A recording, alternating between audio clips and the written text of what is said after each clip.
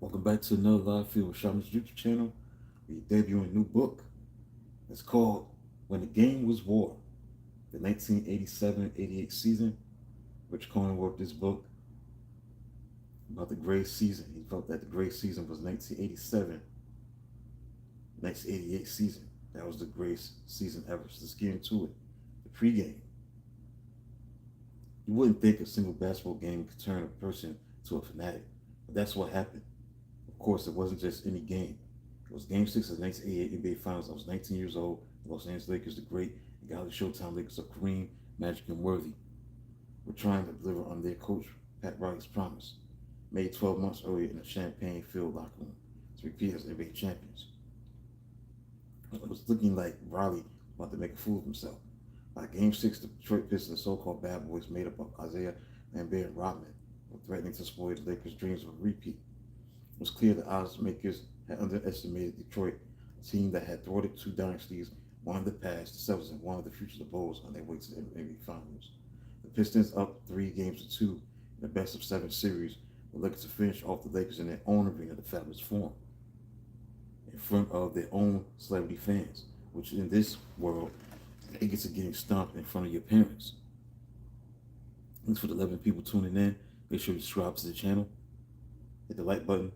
I spent the afternoon preparing for the game by playing one-on-one 21 and horsing a drive with my father, Brooklyn-born basketball coach, and the man who taught me to admire the Pistons.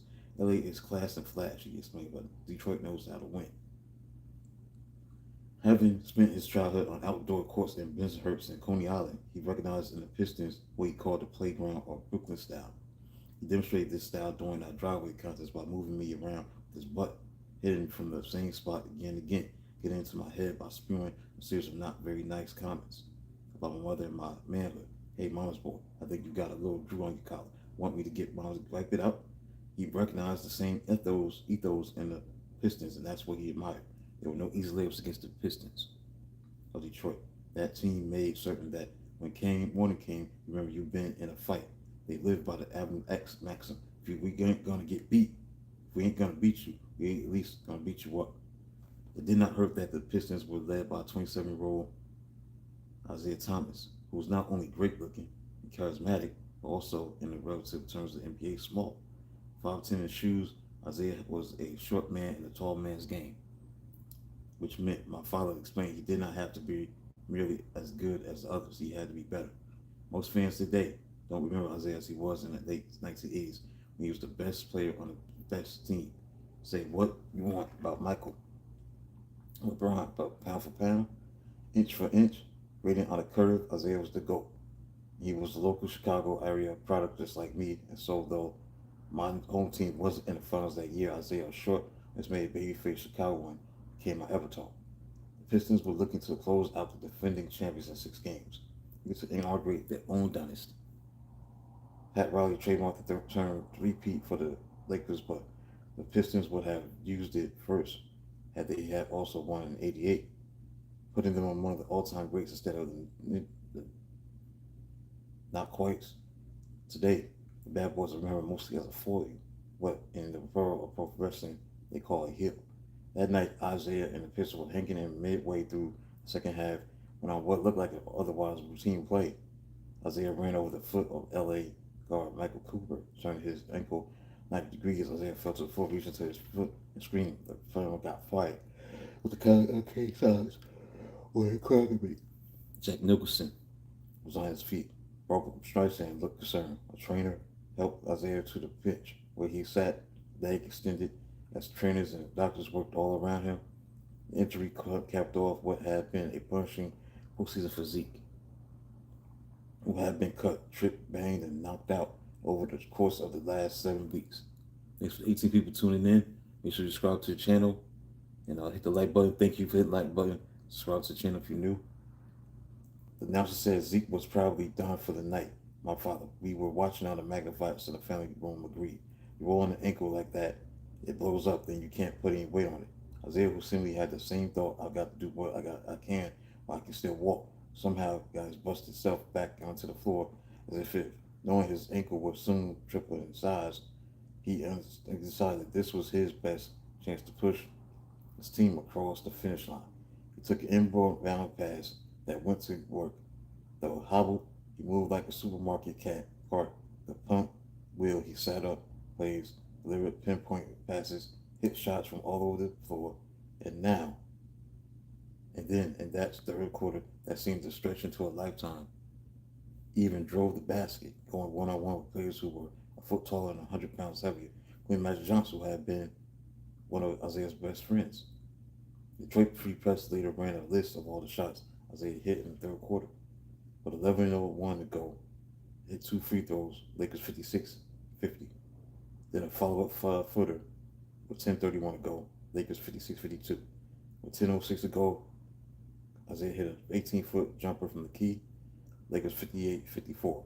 9:37 to go, hit 12-footer from the right side off drive, Lakers 62-56. 8 minutes and 14 seconds to go, 14-foot bank shot from the left side, Lakers 64-58. With 7:38 to go, 12-foot jumper on the left side from Dumars, Lakers 64-60. With 6:22 to go, breakaway layup from Dumars, Lakers 66-62. With 3:29 to go, 12-foot jumper on left baseline from Dantley, Lakers 74-68. With 2 minutes 59 seconds to go, 14-foot bank shot from Vinnie Johnson. Cooper fouled on play. Zeke missed free throw. Lakers 76-70. With 1:13 to go, 26-foot three-pointer for Vinnie Johnson tied the score at 77. 46 seconds to go, breakaway layup from Rodman. The game was tied at 79-79. And with 2 seconds to go, 20-footer from left corner from Johnson. Pistons 81-79. Thanks for the 3 people who liked the button, hit the like button. Thanks for those who hit the like button, the 3 people. Make sure to subscribe to the channel if you're new. Isaiah Thomas's 25-point third quarter remains a postseason record.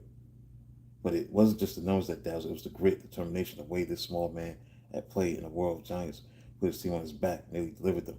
Pistons came up just short. Many believed they were hosed by the refs with a bad call at the end. Isaiah Thomas became a symbol in those 12 minutes, an embodiment of everything that a person who wants to live ecstatically should be. He played with fury and joy. He loved his teammates and his opponents.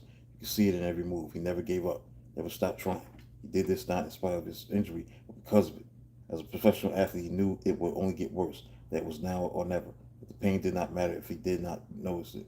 That in this league, there's only today, this quarter, right now, he was like a protagonist out of a Camus novel.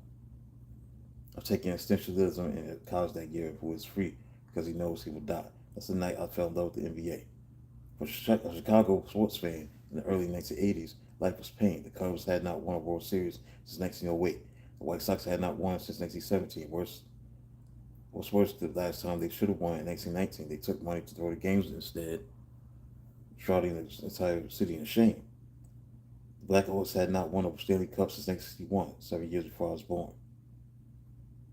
True, the Bears won the Super Bowl in 1986, which was incredible, but only for a moment.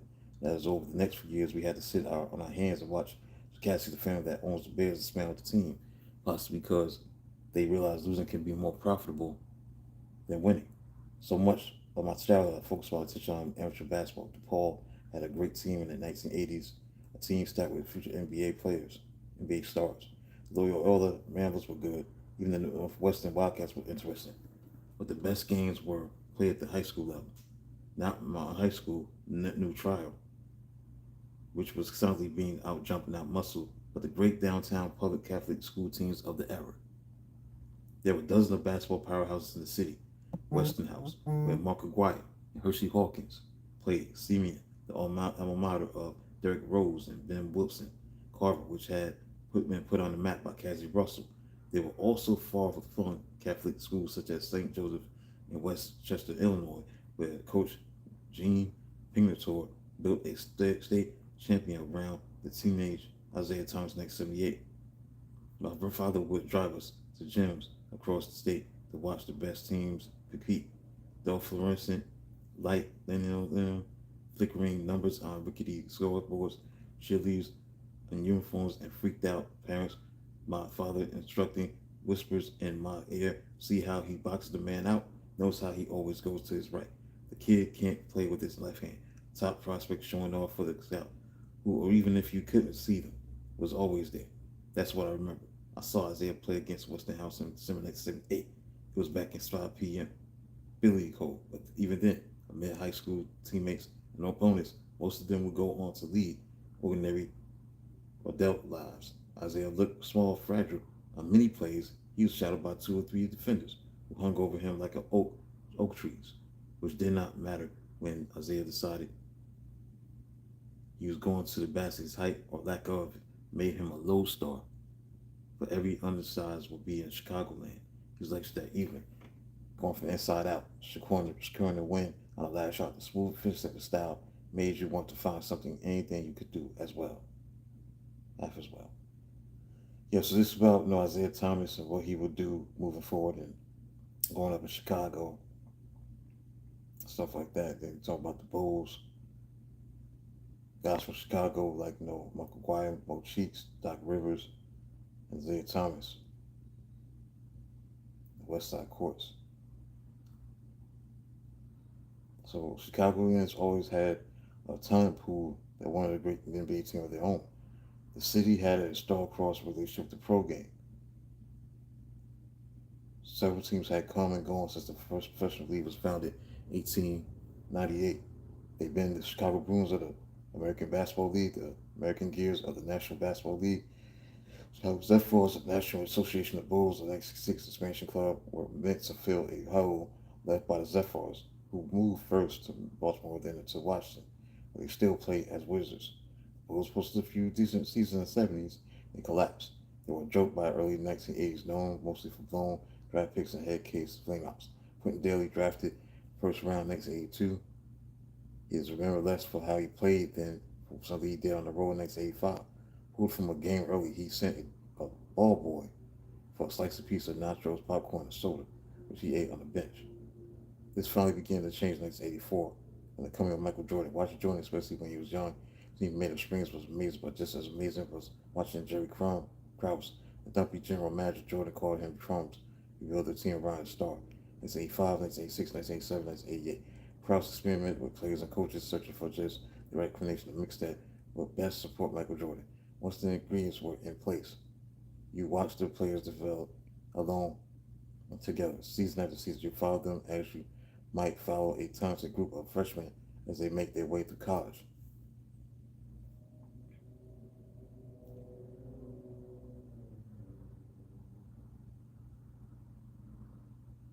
So in this chapter, the authors spoke to different kind of people. He spoke to Bill Laimbeer, Danny Ainge, Ray Auerbach, Bill Cartwright, Johnny Dawkins, and Sam Ferguson, Dominique Wilkinson, who had made next 8 match like Bird shot for shot in what many consider the greatest postseason showdown.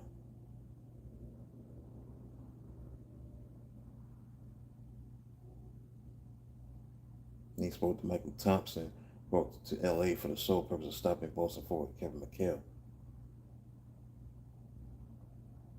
So this book is all about the 1987-88 season and why it was the greatest season in NBA history, as you see in the thumbnail once you get a chance. Because the reason why this author, Rich Cohen, felt that was the case because the superstars, the incredible pool of talent that was going on at the time.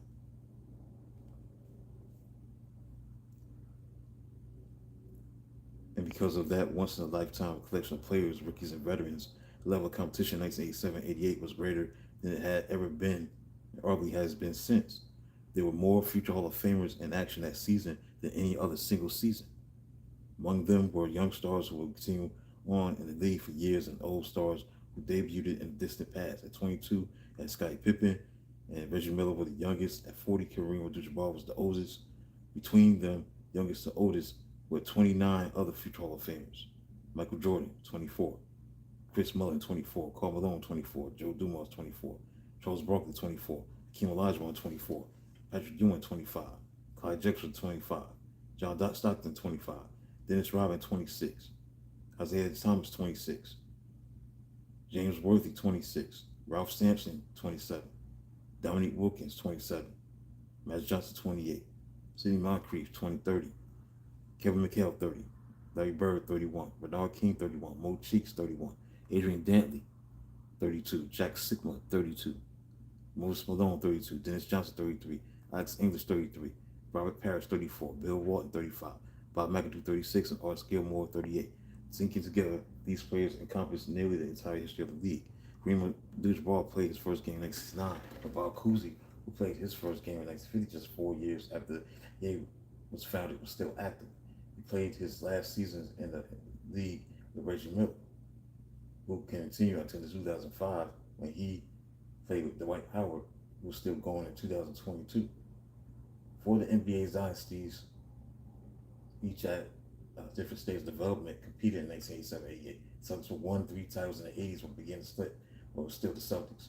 Lakers, who won 5 titles that decade, though slightly past their peak, caught 5 after midnight, were still among the best ever. The Pistons were just reaching cruising altitude, might well have been the best team in the league in the game that year, even if few realized it. The Bulls, though nascent, very much in the act of becoming the contours of the great dynasty, 6 titles in 8 seasons, could always already be seen. When I ran this notion about basketball experts, was the 1987-88 season really that good? Or was it that I was 19 and when you're 19 everything looks that good? Now I really disagree. It's difficult to compare seasons, Adam Silver told the author, but you're right that the 1987-88 season had an incredible mix of staff superstars, emerging young players who would go on to have Hall of Fame careers. Thanks for hitting the like button. That's 4 people. Thank you. Subscribe to the channel. Somebody gonna like it. I wouldn't agree with that thesis. Wait, 4. Thank you. Zach Jack McCallum, who covered the NBA for the Sports Illustrated in the 1980s. The old greats were still great in 1987-88. The young greats were all great already. Green was still relevant. MJ was just coming to his own. That era in general, I think we can safely call the golden age of the NBA. It was as good as it ever got in basketball. Here's how you know it was the best ever. Think of all the teams that did not win, but would have won at any other time. The Cavaliers, the Knicks, Sonics, the Trailblazers, they just happened to be great at the toughest basketball moment. When I told Dan Age about all the future Hall of Famers who were active in 1987-88, he later said, I hadn't done the math, but it doesn't surprise me. You could feel it. There was so much talent and depth, so many great teams. What other time are Dominique Wilkins and the Hawks not NBA champions? Then when you battle all the way through the playoffs, who was waiting for you? But the Pistons or the Lakers or later the Bulls, come on. That year was the peak of a kind of a basketball you don't see in the league anymore. Angel spoke to the author as he drove to the Jazz practice facility in St. Salt Lake. Physicality, the toughness. We knew it would be a fight whenever we went against Detroit. We wanted to fight. We don't have much tolerance for that anymore. The league doesn't, and society doesn't. It's not just basketball. All the major sports have become less physical. You get something when you do that. Guys play longer and score more, but you give up something too. You lose the game as an example, a model for how to deal with the adversity and hardness of life, like Kevin McHale playing an entire postseason on a broken foot. Will you ever see that again? The game was still violent in 1987-88. Teams still adhered to playground rules. It had also become so as fast and elegant as it would ever be. The fashion that dominated out west, the past drunk, running crazy, fast break basketball was the game, as dreamed of by Bob Cousy and Walt Frazier and Dr. J, and all the other airborne legends, if chronicled with care. I believe that the season could stand for the glory of the game as its best. I decided to tell it as a story not of 82 contests, but of just 4 games plus the postseason, 4 games to stand for all the others, 4 games to tell a story that at its core is a story of 4 teams, which at its core is the story of 4 players, Bird, Magic, Isaiah, and Michael, the revolution they brought to the league. Right, so tomorrow I'll be in, talk about the players, the flightless Bird, talk about like Bird in this chapter. That's what it looks like for the cause that concern. That'll be it. So, big to get started. Talk about the players that this Bird, I'm trying to probably sure it's going to include other people in the book. We'll see. That's it for this chapter. About the pregame, then get into the players. That'll be it from when the game was war, the NBA's greatest season. Thanks for the 4 people that hit the like button. Thank you. Be back at the bottom of the hour at 1:30 with another live feed. Subscribe to the channel. Until then, talk to you soon.